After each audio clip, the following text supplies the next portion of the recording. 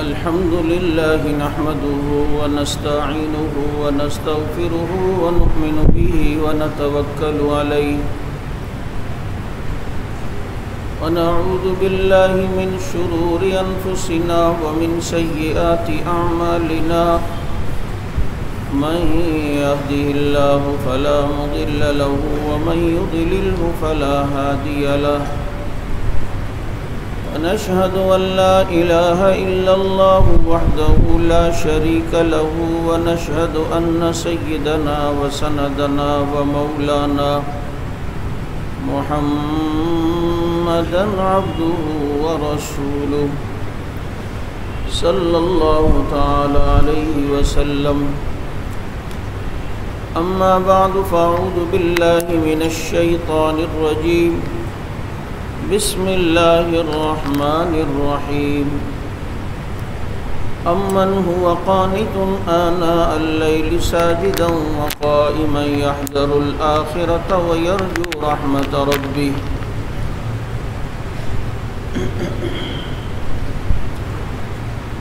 قال النبي صلى الله عليه وسلم لعثمان رضي الله تعالى عنه ما ضر عثمان ما عمل بعد هذا اليوم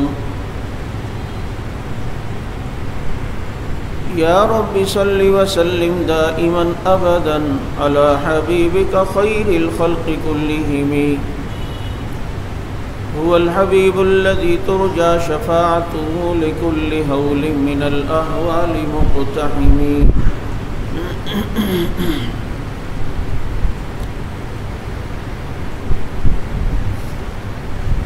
گر شرم و حیا پر کوئی دیوان لکھے گا گر شرم و حیا پر کوئی دیوان لکھے گا ہے مجھ کو یقین وہ سیرت عثمان لکھے گا درود پاک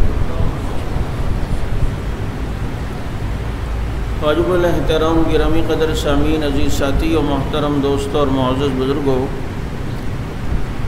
یہ ذی الحج کا مہینہ جو کہ قربانی کا مہینہ ہے، حضرت ابراہیم علیہ الصلاۃ والتسلیم کے پورے خاندان اور گھر والوں نے اللہ کی محبت میں قربانیاں پیش کی، جن کا تذکرہ ہم ذی الحج کے مہینے میں کرتے ہیں۔ اللہ تعالیٰ نے حضرت ابراہیم علیہ السلام اور ان کے گھر والوں کو آزمایا، وہ امتحانات میں اعلیٰ نمبروں میں پاس ہوئے، اور دوسری طرف رب نے کہا وَاتَّبِعْ مِلَّةَ إِبْرَاهِيمَ حَنِيفًا کہ ملت ابراہیمی کی اقتداء کرنی ہے، اتباع کرنی ہے۔ آپ صلی اللہ تعالیٰ علیہ وسلم جنہوں نے ملت ابراہیمی کو دنیا کے سامنے صحیح معنوں میں رکھا، اور وہ یہود و نصارہ جو دعویٰ کرتے تھے کہ ابراہیم علیہ السلام یہودی تھے، عیسائی کہتے تھے حضرت ابراہیم عیسائی تھے، تو اللہ تعالیٰ نے ان کا رد کرتے ہوئے فرمایا ما کان ابراہیم یہودیا ولا نصرانیا ولکن کان حنیفا مسلما۔ اور دوسری جگہ قرآن کریم نے عجیب اسلوب بیان کرتے ہوئے فرمایا کہ حضرت ابراہیم، یہ یہود و نصارہ تو حضرت ابراہیم کے بعد آئے ہیں، تو وہ کیسے یہودی نصرانی ہو سکتے ہیں؟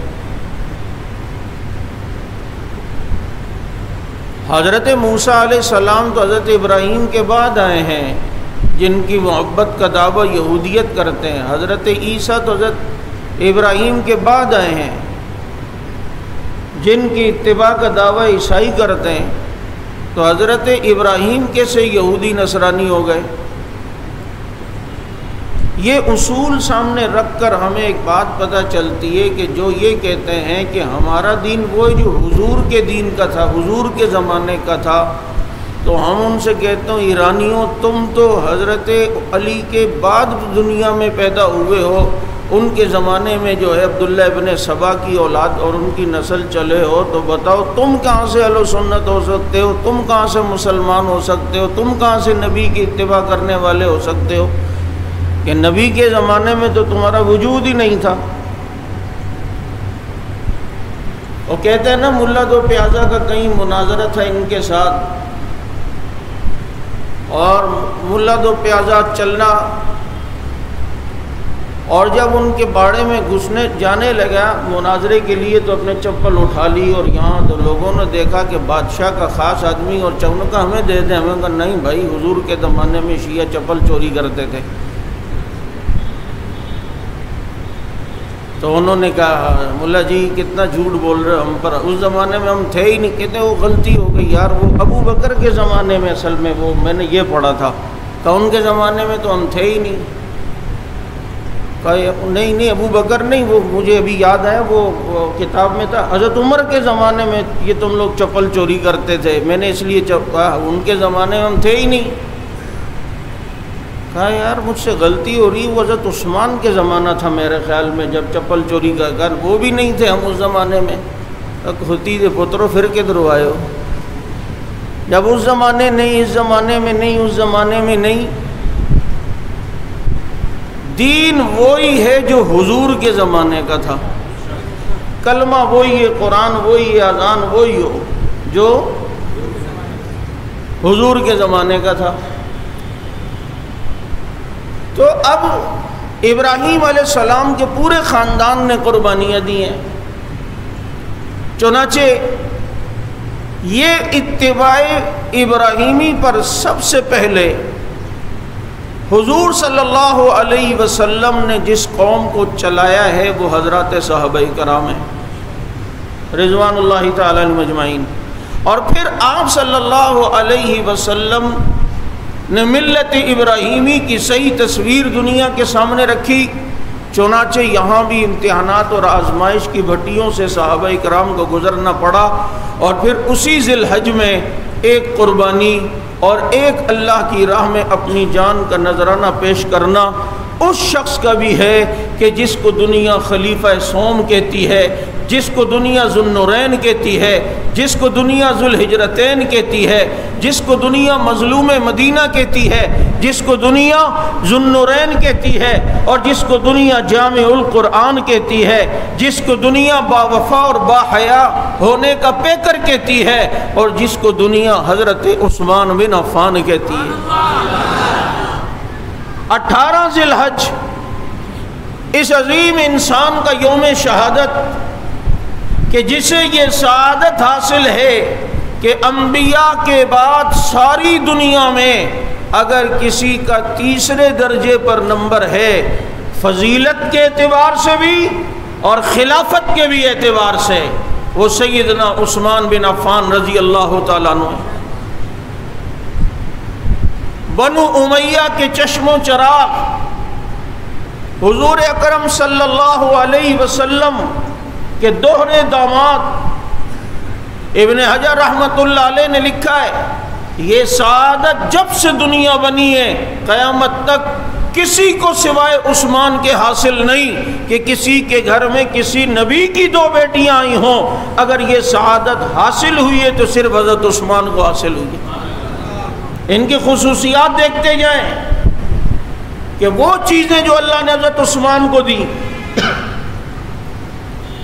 کہ کسی کے گھر میں کسی کی نبی کی 2 بیٹیاں آئی ہوں، یہ سعادت صرف حضرت عثمان کو ملی ہے۔ اور پھر کیا سعادت؟ ذوالہجرتین، 2 ہجرتیں کرنے والے، مدینے سے مکے سے حبشہ کی ہجرت کی، اور جب پتہ چلا کہ پیغمبر مدینہ منورہ ہجرت کر کے چلے گئے، پھر نبی کی بیٹی کے ساتھ مدینہ منورہ کی طرف ہجرت فرمائی، چنانچہ 2 ہجرتوں والے سیدنا عثمان بن عفان، ان کی تیسری خصوصیت یہ ہے کہ نبی نے اپنے ہاتھ کو عثمان کا ہاتھ فرمایا۔ حدیبیہ کے موقع پر جب بیعت ہو رہی ہے حضرت عثمان کے لیے، اب نبی نے اپنے ہاتھ کو فرمایا یہ میرا ہاتھ ہے، یہ عثمان کا ہاتھ ہے۔ یہ کوئی معمولی بات نہیں ہے کہ پیغمبر اپنا ہاتھ کسی کے ہاتھ کو کہیں، یہ پیغمبر کا ہاتھ معصومانہ ہاتھ ہے، اس کی نسبت ہر ہاتھ کے ساتھ نہیں ہو سکتی، لیکن رب رب نے ایسا کروایا ہے، کیونکہ وما ینطق عن الہوی ان هو الا وحی یوحی، رب کو پتا تھا کہ آگے جا کر لوگ عثمان کو خائن لکھیں گے، عثمان بن عفان کو کہیں گے ان کے قلم نے جناب غلط فیصلے نعوذ باللہ کرائے ہیں، تو اللہ نے یہ شروع سے بتا دیا کہ نبی اپنے ہاتھ کو عثمان کا ہاتھ کہیں وہ غلط فیصلے پہ سائن کیسے کر سکتا ہے، وہ غلط فیصلوں پر دستخط کیسے کر سکتا ہے، بلکہ نبی اپنے ہاتھ کو جس کا ہاتھ کہیں وہ پھر اسلامی فتوحات ہی صرف نہیں کرتا، بلکہ اللہ پھر ان ہاتھوں سے قرآن بھی لکھواتا ہے اور جامع القرآن بنتے ہیں۔ اپنے ہاتھ کو پیغمبر نے عثمان کا ہاتھ فرمایا، اور یاد رکھو کہ پیغمبر نے کسی غلط آدمی کی کبھی بھی تعریف دنیاوی لحاظ سے بھی نہیں کی۔ یہ تمہیں میں ایک بڑے پتے کی بات بتا رہا ہوں، یہ جو قوم بدبخت صحابہ پر اعتراض کرتی ہے بعد میں یہ ہو گیا، بعد میں یوں بدل گئے، بعد میں یوں نفاق آ گیا، بعد میں نعوذ باللہ مرتد ہو گئے، سنو، نبی کی بات حجت ہوتی ہے۔ نبی نے دنیا میں آگے چل کر اگر کسی نے خدا نخواستہ بگڑنا تھا، غلط بننا تھا یا کوئی منافق تھا، تو نبی نے کبھی دنیاوی لحاظ سے بھی اس کی تعریف نہیں کی، چاہے جائے کہ اس کے جنتی ہونے کی بات فرمائے۔ یہ بھی نہیں فرمایا کہ بہت اچھا آدمی ہے، یہ بہت ہی نائس آدمی ہے، یہ بہت ہی جناب پیارا آدمی ہے، دنیاوی تعریف بھی نہیں۔ کیوں؟ ایک بندے نے بعد میں گمراہ ہونا ہے، نبی آج اس کی تعریف کر دیں، کل اس کے لیے تو نبی کی بات حجت ہوگی کہ یار اگر میں تمہیں غلط راستوں پہ لگاؤں اور اگر میں غلط ہوں تو بتاؤ نا نبی نے میری تعریف کی ہے یا نہیں کی ہے؟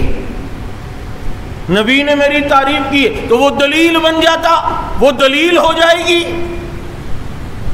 اس لیے پیغمبر سے کبھی ایسے لوگوں کی رب نے تعریف ہی نہیں کروائی کہ بعد میں وہ اس کو لے کے ڈنڈورا پیٹے، ہاں ہاں میں تو نبی کی دیکھو تعریف میری نبی نے بھی کی تھی۔ لیکن جن کے ہاتھوں کو نبی اپنا ہاتھ فرما دیں، جس کے بارے میں نبی یہ کہہ دے ما ضر عثمان ما عمل بعد هذا اليوم، یہ خصوصیت بھی حضرت عثمان کی ہے کہ تبوک میں اتنا چندہ نبی کو دیا، نبی نے فرمایا عثمان ایسا راضی کیا ہے رب کو، آئندہ تجھ سے گناہ بھی ہوا اللہ اسے بھی نیکی بنا کے لکھ دے گا۔ یہ خصوصیت بھی حضرت عثمان کی ہے۔ اور ایک اور کون سی خصوصیت؟ بدری صحابہ۔ اچھا مطلق تو باقی بدری صحابہ کو بھی نبی نے فرمایا اعملوا ما شئتم، جو کچھ کرنا ہے کرو تمہاری آخر میں پکڑ نہیں ہے۔ یہ بدری صحابہ کے بارے میں نبی نے فرمایا، لیکن وہ بھی صحابہ تھے کہ اتنی بشارتیں سن کے تقوی مزید ہوتا تھا، عبادت اور بڑھتی تھی۔ ہم جیسے تھوڑی تھے، ذرا دو چار چلے لگا لیے، کوئی عبادت کر لی، کوئی ذکر کر لیا، حضرت کی محفل میں بیٹھ گئے، اس کے بعد کوئی اچھا سا خواب دیکھ لیا، ارے بابا اس کا مطلب ہے کچھ ہمارے اندر بھی ہے، پھر جناب آہستہ آہستہ اعمال میں کمی، اور جب کمی ہو رہی ہوتی ہے پھر دل میں آتا بھائی یار یہ بات صحیح نہیں ہے، لیکن دل میں آتا نہیں وہ فلاں خواب بھی تو آیا تھا، کچھ تو ہے نا مسئلہ، جبھی تو خواب آیا تھا۔ ہم خوابوں پر مطمئن ہوتے ہیں، اور نبی بدری صحابہ کے بارے میں فرمائے اعملوا ما شئتم، جو کچھ کرو تمہیں اب کچھ نقصان نہیں ہوگا، تمہارے کوئی گناہ نہیں لکھے جائیں گے۔ لیکن صحابہ کی جوتیوں پہ قربان جاؤں کہ خدا کی قسم اس کے باوجود بھی تقوی بڑھتا چلا جا رہا ہے، عبادت بڑھتی چلی جا رہی ہے، رب کا شکر بڑھتا چلا جا رہا ہے۔ یہ تو بدریوں کے بارے میں مطلق فرمایا، لیکن خاص کسی کا نام لے کے فرمایا ہو کہ تجھے کوئی چیز نقصان نہیں دے گی، وہ شخصیت سیدنا عثمان بن عفان ہے۔ اور بدر میں جب جانے لگے نبی کی بیٹی بیمار ہو گئیں، حضرت رقیہ رضی اللہ تعالیٰ عنہ، وہ نبی کی بیٹی ہیں، حضرت عثمان کی بیوی ہیں، تو نبی نے روکا عثمان تم یہیں رہو۔ تم یہیں رہو، میری بیٹی کی تیمارداری کرو۔ چنانچہ وہ نبی کے فرمانے پہ وہاں رہے، اور جب مسلمان بدر فتح کر کے آئے، نبی نے حضرت عثمان کو بدری صحابہ میں شامل بھی کیا، اور جو بدر سے مال غنیمت ملا اس غنیمت سے بھی حضرت عثمان بن عفان کو عطا فرمایا۔ یہ خصوصیت بھی سیدنا عثمان بن عفان رضی اللہ تعالیٰ عنہ کی ہے۔ اور ایک خصوصیت یہ بھی ہے، فرماتے ہیں کوئی جمعہ ایسا نہیں ہوتا تھا جس میں غلام آزاد نہ کرتا ہوں، اور اگر کسی جمعے مجھے غلام میسر نہ آتا تو اگلے جمعے میں پچھلے جمعے کی قضا کیا کرتا تھا، اگلے جمعے پھر 2 غلام آزاد کیا کرتا تھا۔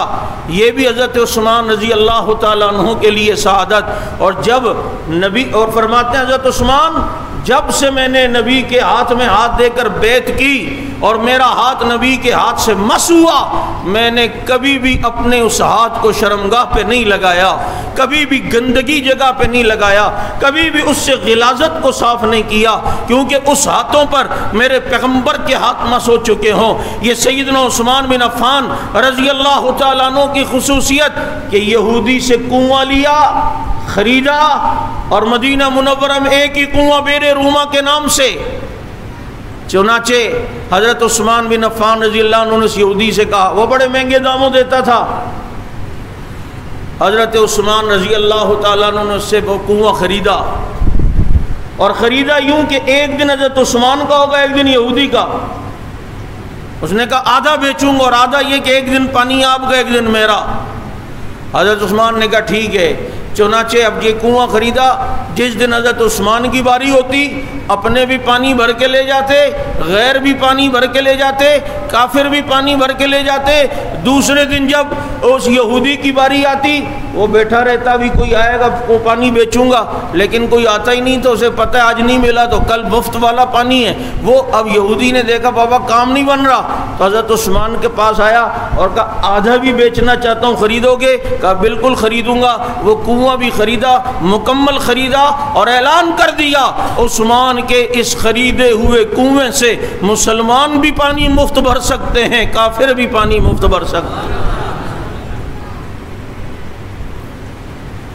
اب چنانچہ یہ پانی کا کنواں، یاد رکھو آج ہم مسجد میں بورنگ کرواتے ہیں ثواب کی نیت سے، ہمارا جتنا اخلاص ہے، جتنا تقوی ہے، جتنے پیسہ حلال ہے، اتنے عرصے چلتا ہے، 2-4 سال، بعض دفعہ پھر بورنگ سوکھ جاتی ہے۔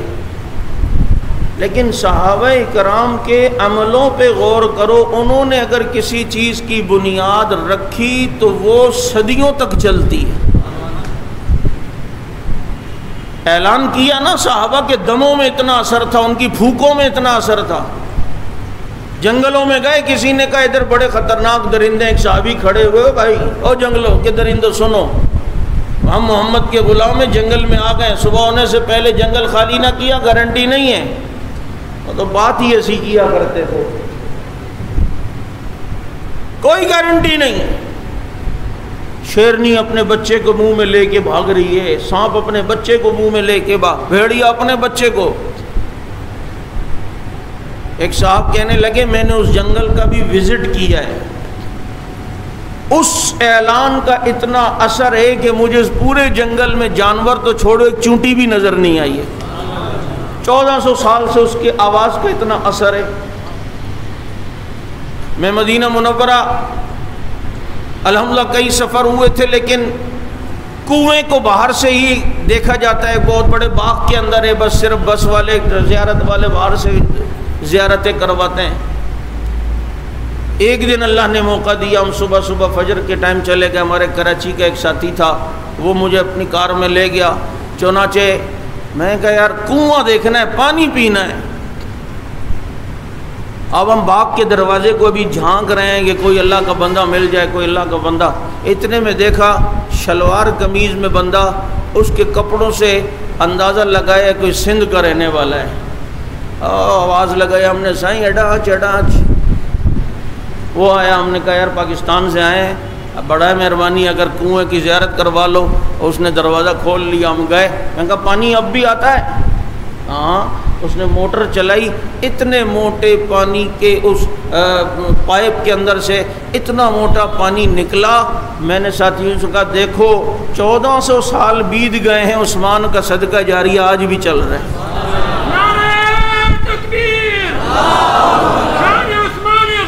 اور وہ پانی پیا میٹھا، یہاں بھی لایا، بعض ساتھیوں کو میں نے پلایا، آج تک وہ سلسلہ چل رہا ہے۔ یہ فضیلت سیدنا عثمان بن عفان رضی اللہ تعالیٰ عنہ کو اللہ تعالیٰ نے عطا فرمائی۔ پھر سیدنا عثمان بن عفان رضی اللہ تعالیٰ عنہ کی یہ بھی خصوصیت ہے، شرم و حیا کے وہ پیکر کہ کبھی بیت الخلاء میں مکمل کپڑے اتار کے غسل نہیں کیا ہے، غسل بھی کرتے تو لنگی پہن کے۔ اتنے حیا والے کہ جن کی آمد پر نبی اپنی پنڈلی چھپا لیں اور فرمائے اس سے حیا کیوں نہ کروں جس سے آسمان کے فرشتے بھی حیا کرتے ہیں۔ اسی لیے کوئی خواب میں حضرت عثمان کو دیکھے تو یہ حیا کی علامت ہے، یہ حیا کی علامت ہے۔ ابھی کچھ عرصہ پہلے کسی نے خواب میں دیکھا کہ حضرت عثمان رضی اللہ عنہ کا جنازہ بیت اللہ میں رکھا ہے اور نبی فرماتے عثمان کے جنازے کو یہاں سے اٹھا لو۔ یہ اٹھے تو کسی عالم سے خواب پوچھا، وہ تعبیر بتانے والے آدمی تو دیکھو تعبیر کیسی بتائی۔ حضرت یہ خواب دیکھا ہے کہ نبی فرماتے ہیں کہ عثمان کا جنازہ بیت اللہ سے اٹھا لو، کیا تعبیر ہے؟ فرمایا کہ یہاں سے حیا ختم ہو جائے گی، حیا ختم ہو جائے گی۔ اور یہی ہوا، وہاں لیڈیز پولیس بھی آ گئی، بغیر پردے کے لیڈیز فوج بھی آ گئی۔ اب باہر نکلو تو فرنچائز پہ لڑکیاں بیٹھی ہوئی ہیں، سیل مین لڑکیاں بنی ہوئی ہیں، حیا تو اٹھ گئی نا۔ عثمان کو دیکھنا ہی حیا کی علامت ہے۔ سیدنا عثمان بن عفان رضی اللہ تعالیٰ عنہ بہت نرم مزاج اور مدینہ منورہ کا اتنا خیال کرنے والے کہ جب ان کے گھر کا محاصرہ ہے، حضرت علی رضی اللہ عنہ نے کہا، فرمایا کہ آپ اجازت دیں ہم انہیں بھگائیں گے۔ عثمان کہتے ہیں میں وہ خلیفہ نہیں بننا چاہتا کہ جس کے خلافت میں نبی کے شہر میں خون خراب ہو۔ میرے دوستو، سیدنا عثمان رضی اللہ تعالیٰ عنہ کی وہ فضیلتیں جو میں آپ کے سامنے رکھ رہا ہوں، اور وہ فضیلت جو مشہور جس کو اکثر میں بیان کیا کرتا ہوں کہ جب حدیبیہ کے مقام پر جب سلسلہ چل رہا ہے، میں نے تفصیلی واقعہ بھی کچھ دن پہلے بتلایا تھا، اور اللہ کے نبی صلی اللہ علیہ وسلم نے حضرت عثمان رضی اللہ عنہ کو مذاکرات کے لیے بھیجا۔ یہاں بعض صحابہ نے فرمایا عثمان تو خوش نصیب ہے، وہاں تو چلے گئے، طواف بھی کر لیا ہوگا، احرام سے بھی فارغ ہو گئے ہوں گے، اب دیکھو آپس کی انڈرسٹینڈنگ دیکھو اور ذہن کا ملنا دیکھو۔ تو جب یہ بات بعض صحابہ نے کی نا تو نبی نے فرمایا ایسا ہو ہی نہیں سکتا کہ عثمان میرے بغیر طواف کرے، اور ادھر یہی ہوا۔ انہوں نے کہا عثمان یہاں آ گئے ہو، یہ سامنے بیت اللہ ہے، تم طواف کر لو، عمرے سے فارغ ہو جاؤ۔ عثمان نے کہا میرے طواف نبی کے بغیر ہو، ایسا ہو سکتا ہے؟ عثمان کا طواف اس وقت قبول ہوگا جب پیغمبر بھی ساتھ ہوں گے، ورنہ نہیں کرتا۔ یہاں افواہ پھیل گئے، حضرت عثمان شہید ہو گئے، اوہو پیغمبر اٹھے، 1400 صحابہ کو لیا اور کہا بیعت کرو۔ بیعت ہو رہی ہے، کس لیے؟ حضرت عثمان کے لیے۔ میں یہاں یہ بار کئی بار دہراتا ہوں کہ جاؤ علماء سے ادب کے ساتھ پوچھو۔ حضرت ایک سوال ہے، صحابہ کو ہم رضی اللہ کہتے ہیں، اللہ ان سے راضی ہو گیا۔ حضرت صرف یہ ذرا پوچھنا ہے، صحابہ کو یہ رضا کا ٹکٹ کس عمل پہ ملا تھا؟ کون سی عبادت پہ ملا تھا؟ کون سی نیکی پہ ملا تھا؟ کون سے عمل پر اللہ نے انہیں رضا کا ٹکٹ دیا تھا؟ جب وہ سجدے میں تھے، جب وہ روزے میں تھے تب، جب وہ صدقہ دے رہے تھے تب، یا صحابہ کرام جناب حج کر رہے تھے تب؟ یہ صحابہ کو جو رب نے کہا کہ اللہ ان سے راضی ہو گیا، کس عمل پہ رضا کا ٹکٹ ملا؟ کس عمل پہ اللہ نے صحابہ کو اپنی رضا کا اعلان سنایا؟ اب جناب سے سوال صرف یہ ہے، اگر حضرت بتا دیں تو اچھا ہے، اگر حضرت نہ بتائیں تو آپ کہیں میں بتا دوں، میں ناگن چورنگی سے سن کے آیا ہوں، اگر غلط ہے تو آپ بتا دیں تاکہ میں ناگن والے مولوی سے کہہ دوں کہ جناب آپ نے یہ بات ذرا صحیح نہیں کی، وہ جناب مسئلہ وہ یوں تھا، حضرت نے تو کہا تھا ناگن میں۔ یہ عمل، یہ صحابہ کو رضا کا ٹکٹ اللہ نے دیا اس عمل پہ تھا کہ جب وہ صحابہ کرام ایک عثمان کے لیے جان دینے کا ارادہ کر رہے ہیں، ایک صحابی کے لیے جان دینے کی بیعت کر رہے ہیں، یہ صحابی کا دفاع، صحابی کے لیے مر مٹنا، صحابہ کے لیے مر مٹنے کا جذبہ، صحابی کے لیے مر مٹنے کا ارادہ، یہ رب کو اتنا پسند آیا کہ رب نے اعلان کر دیا لقد رضی اللہ عن المؤمنین اذ یبایعونک تحت الشجرہ۔ یہ جتنے بھی عثمان کے لیے بیعت کر رہے ہیں اللہ ان سب سے رضا کا اعلان کرتا ہے۔ آؤ صوفیوں، تمہارا ذکر اس لیے کہ اللہ راضی ہو، آؤ عبادت گزارو، تمہاری عبادت اس لیے کہ اللہ راضی ہو، آؤ زاہدوں، تمہارا زہد اس لیے کہ اللہ راضی ہو، آؤ نمازیوں، تمہاری نماز اس لیے کہ اللہ راضی ہو، آؤ روزے داروں، تمہارا روزہ اس لیے کہ اللہ راضی ہو، آؤ قربانی کرنے والوں، تمہاری قربانی اس لیے کہ اللہ راضی ہو۔ اور اللہ صحابہ سے رضا کا اعلان کرتا ہے تو اس وقت کرتا ہے جب وہ صحابی کے لیے جان دینے کا ارادہ کرتے ہیں۔ حق نواز نے کوئی معمولی مشن تمہیں نہیں دیا، یہ صحابی کے لیے جان دینے کا ارادہ اور بیعت ہو رہی ہے۔ بعض ہمیں لوگ کہتے ہیں یار پہلے سے دینی جماعتیں جو تھیں کافی نہیں تھیں، یہ سپاہ صحابہ بنانے کی کیا ضرورت تھی حضرت جنگوی صاحب کو؟ بھائی پہلے سے اتنی جماعتیں تو تھی نا۔ میں نے کہا جتنے بھی مسلمان ہوتے تھے جو صحابہ، نبی ان سے بیعت کرتے تھے نہیں؟ کہا میں نے کہا بیعت تو پہلے بھی ہو گئی تھی، یہ دوسری بیعت دوبارہ کیوں؟ کہتے یہ والی بیعت خاص ایجنڈے کے تحت ہوئی تھی، ایک خاص ایجنڈا تھا اس کے لیے۔ میں نے کہا پتہ چلتا ہے صحابی کے دفاع یہ خاص ایجنڈا ہے، اس کے لیے پہلے سے بھی نبی بیعت صحابہ کو کر چکے تھے، لیکن بیعت الگ کرنے کی ضرورت پیش آئی تو پہلے سے بھی دین جماعتیں تھیں، لیکن صحابہ کے ایشو پہ ایک نیا ایجنڈا تھا، اس پر پھر الگ جماعت بنانے کی ضرورت بھی پیش آئی تھی۔ بیعت تو پہلے بھی صحابہ کر چکے تھے، بس ٹھیک ہے۔ ایسا کبھی بھی نہیں ہوا کہ بدر پہ جاتے ہوئے آؤ جی پھر جہاد کی بیعت لیں، تبوک پہ جاتے ہوئے آؤ جی پھر جہاد کی بیعت لیں، احد پہ جاتے ہوئے آؤ جی پھر جہاد کی بیعت۔ یہاں پہلے سے بیعت نبی کر چکے ہیں۔ بھائی جو مسلمان ہوتا تھا نبی ان سے بیعت لیتے تھے یا نہیں؟ بولو۔ لیکن یہاں دوبارہ بیعت کیوں؟ کہتے ہیں وہ خاص ایجنڈا تھا، ایک خاص مشن تھا، ایک خاص پروگرام تھا، اس کے لیے دوبارہ بیعت لینے کی ضرورت ہوئی، بیعت کے اوپر بیعت لینے کی ضرورت ہوئی۔ میں نے کہا پتہ چلتا ہے جب عزت صحابہ کی ہو اور معاملہ جب صحابہ کرام کا آ جائے تو پہلے سے جماعتیں اگر بنی ہوئی ہوں اور وہ اس ایجنڈے پر کام نہ کر رہی ہوں تو پھر ایک خاص ایجنڈے کے لیے یعنی دفاع صحابہ کے لیے پھر حق نواز کو بھی الگ جماعت بنانے کی ضرورت پیش آئی تھی۔ ورنہ 79 میں ایران کا انقلاب آیا تھا اور 1985 میں یہ جماعت بنی ہے، اور وہ بھی جا کے 6 ستمبر کو سمجھو 86 شروع ہونے والا تھا۔ تو اتنے عرصے تک جب انہوں نے دیکھا کہ کوئی بھی نہیں کر رہا، ادھر خمینی کی کتابیں آ رہی ہیں، صحابہ کرام کے خلاف باتیں ہو رہی ہیں، کفر کے فتوے صحابہ پہ لگ رہے، غلط قرآن ایران سے چھپ کے آ رہا ہے، سب کچھ وہ بولتا رہا۔ جب کوئی نہیں بولا تو مجھے بتاؤ پھر اسے بولنا تھا یا نہیں تھا؟ پھر خاص ایجنڈے پہ بیعت ہونی چاہیے تھی یا نہیں؟ تم کیا سمجھتے ہو ہمارا یہ موقف پروگرام یہ ریت کے ٹیلے پہ نہیں، پتھر کی چٹان پہ؟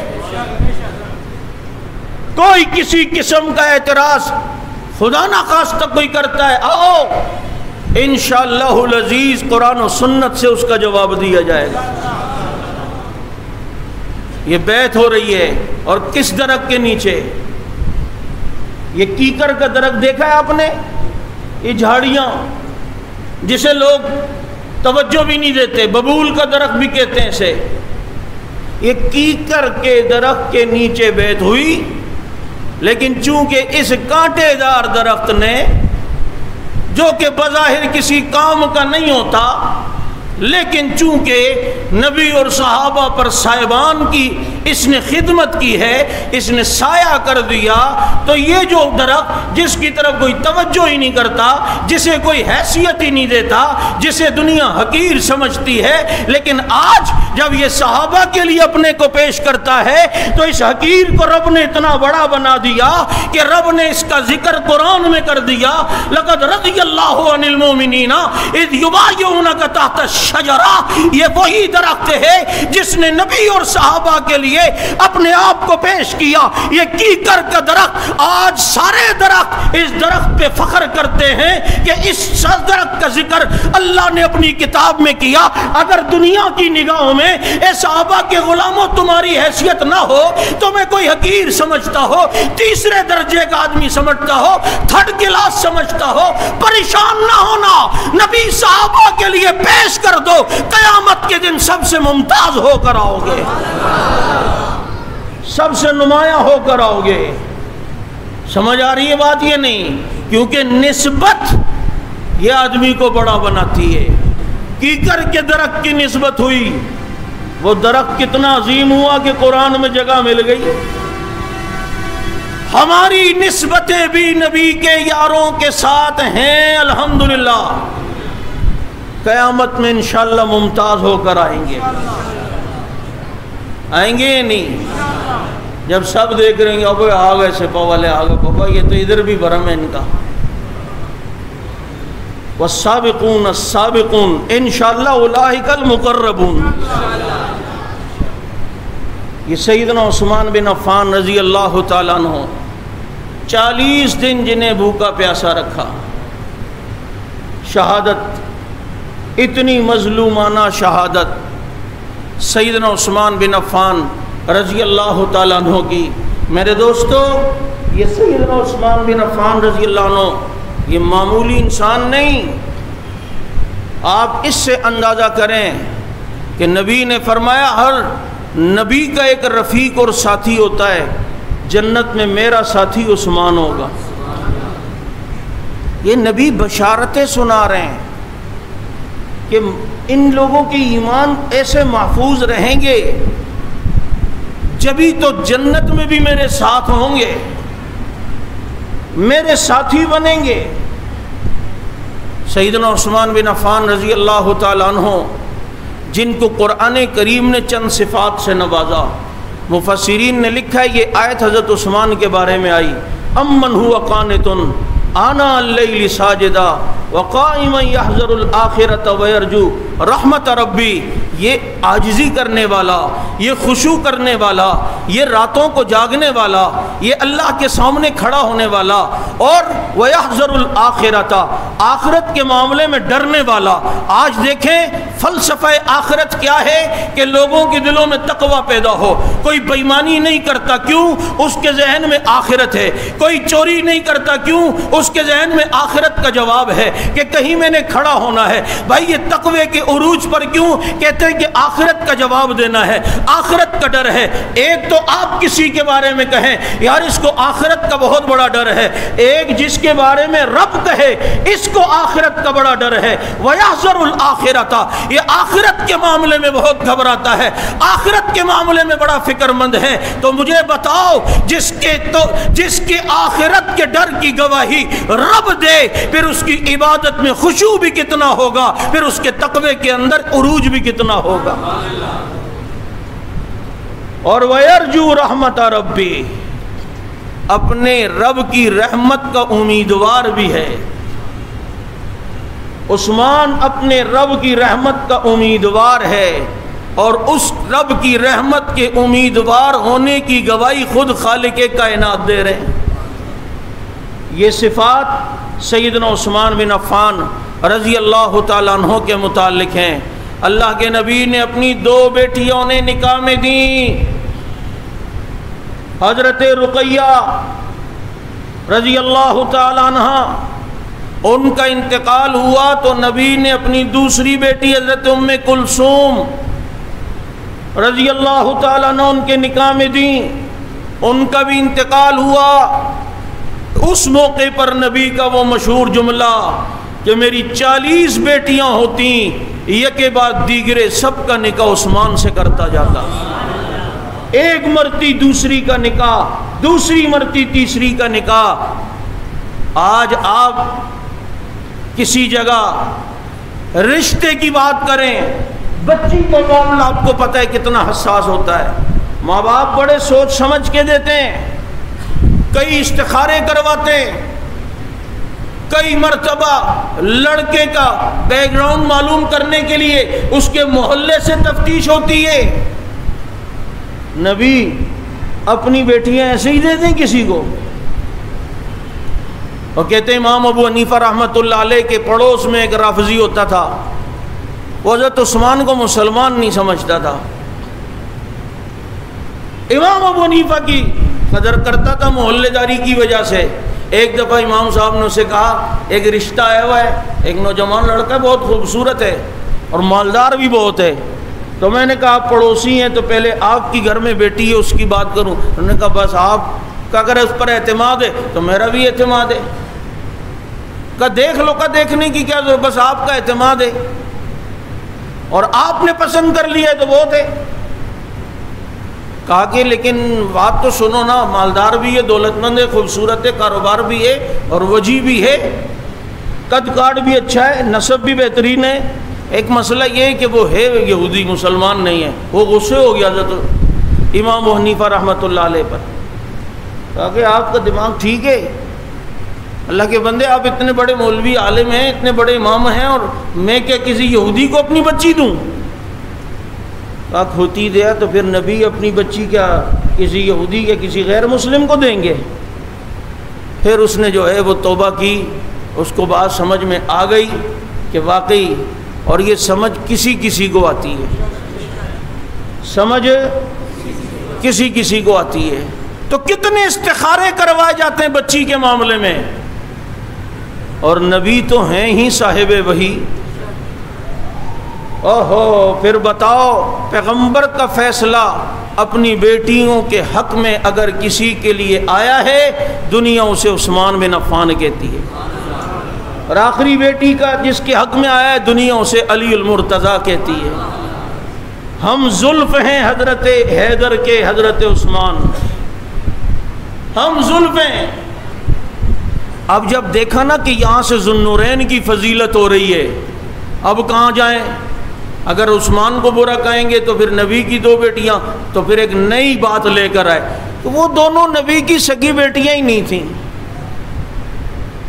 وہ سگی بیٹیاں نبی کی نہیں تھیں, یعنی نبی کی بیٹیوں کا ہی انکار. وہ نبی کی بیٹی ایک تھی, ہم کہتے ہیں نبی کی بیٹیاں 4 تھیں. کتنی؟ یا ایھا النبی قل لازواجک و بناتک, اے نبی اپنی بیویوں سے بھی کہیں, اپنی بیٹیوں سے بھی کہیں. بیٹی نہیں کہا, و بنتک نہیں کہا, و بناتک کہا. پتہ چلتا ہے ایک بیٹی نہیں کئی بیٹیاں ہیں. اور عربی قواعد کے اعتبار سے, قاعدے کے اعتبار سے جمع کا اطلاق 3 سے شروع ہوتا ہے. بات سمجھ آ رہی ہے یا نہیں؟ 1 سے شروع ہی نہیں ہوتا. تو یہ اپنی سگی بیٹیاں حضرت خدیجہ کے بطن سے ہیں, اور نبی علیہ الصلوۃ والسلام نے اپنی دونوں لخت جگر سیدنا عثمان بن عفان کے نکاح میں دیں. 18 ذی الحج سیدنا عثمان بن عفان رضی اللہ تعالیٰ عنہ کا یوم شہادت ہے. اس مرتبہ جمعرات کو 18 ذی الحج آ رہا ہے. ہمارا حکومت سے یہ مطالبہ ہوتا ہے کہ دیکھو بھائی, جب آپ اجرک ڈے, ٹوپی ڈے, فلاں ڈے, ان ڈیز پر اگر چھٹیاں کر سکتے ہو تو خلفائے راشدین کا ہم پر احسان ہے. یہ پاکستان اسلام کے نام پر بنا, اور اسلام یہاں تک پہنچانے والے کون؟ صحابہ. اور یہ خلفائے راشدین کے دور میں یہ علاقے فتح ہوئے. 44 لاکھ مربع میل کا حکمران خلیفہ حضرت عثمان رضی اللہ تعالیٰ عنہ, 44 لاکھ. اور یہ بھی سن لیں، نبی نے فرمایا اول جیش یغزو البحر فقد اوجبوا، جو سب سے پہلے سمندری جنگ جو لشکر لڑے گا اس پر جنت واجب ہو جائے گی، اور سب سے پہلا سمندری بیڑا حضرت عثمان کے دور میں تیار ہوا، یہ خلیفہ ہیں اس دور میں، اور سب سے پہلی سمندری جنگ اگر کسی کی خلافت میں ہوئی ہے دنیا اسے عثمان بن عفان کہتے ہیں، اور اس جنگ کا جو سربراہ اور جرنیل بنا ہے دنیا اسے امیر معاویہ کہتی ہے۔ یہ سعادت بھی حضرت عثمان رضی اللہ عنہ کو حاصل، اتنے بڑے علاقوں کو فتح کر اسلام کے زیر نگی لانے والا۔ ہمارا مطالبہ ہے کہ 18 ذی الحج کو عام تعطیل کا اعلان کیا جائے، سرکاری سطح پر اس دن کو ہائی لائٹ کیا جائے۔ آپ کہتے ہیں ملک میں بڑی بے حیائی ہو گئی، تو حضرت عثمان کی حیا پر خصوصی پروگرامات میڈیا پہ نشر کیے جائیں، میڈیا سے بھی ہم کہیں گے۔